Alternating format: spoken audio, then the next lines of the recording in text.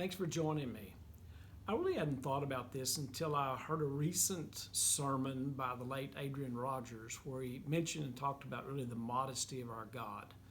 When you consider the fact that all creation is summed up in 5 words, God created heavens and earths.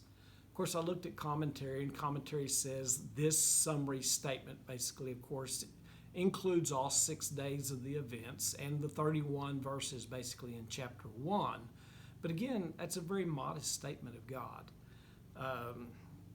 When you consider, I looked at the world map published by the National Geographic Society, notates that Earth's mass is 6.6 sectrillion tons. What supports that weight?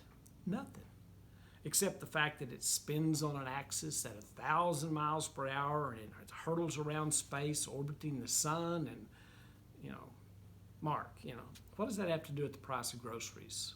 Or my job? Or my health issues? Or, oh, by the way, I thought the earth spin around me.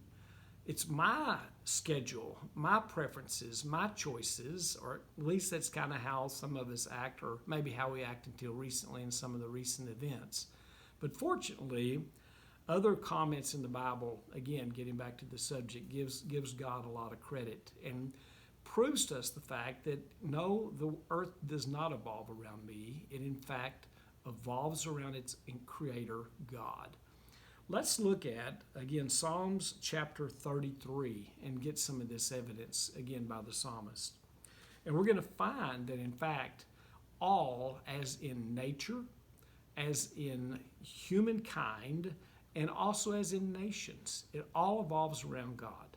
So, verse 6 of chapter 33 says, "By the word of the Lord the heavens were made, and all the host of them by the breath of his mouth.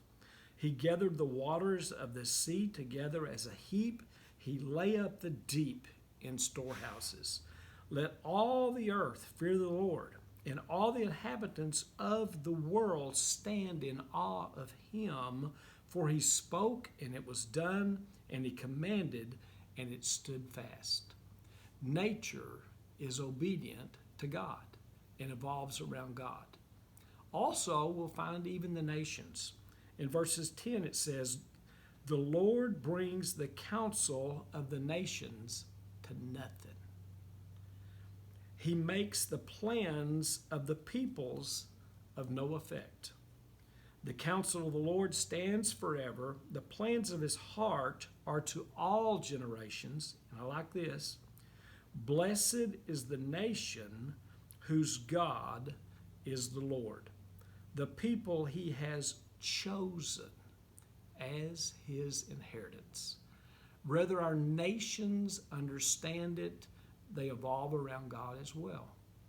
But also, in its intricacy, all humanity, you and I. In verse 13, in fact, we find the Lord looks from heaven. He sees the sons of men. From the places of his dwellings he looks. On all the inhabitants of the earth he fashions their hearts individually. He considers all their works. He fashions it individually and considers their works. In verse 18 it says, "And behold, the eyes of the Lord is on those who fear him." This is the reverence we're looking for. "On those whose hope is his mercy, to deliver their soul from the death and to keep them alive in famine."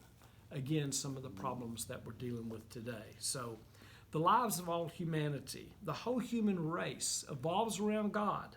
And as our heart is understanding and steadfast toward him, he will deliver us, from whatever situation that we're in. So, again, our whole life, why were we made? We were made and we were created, again, to give God glory and to have fellowship with him. And we are, and we find as we attest to that, as we understand that privilege, we will then find out why we are chosen people. We are chosen.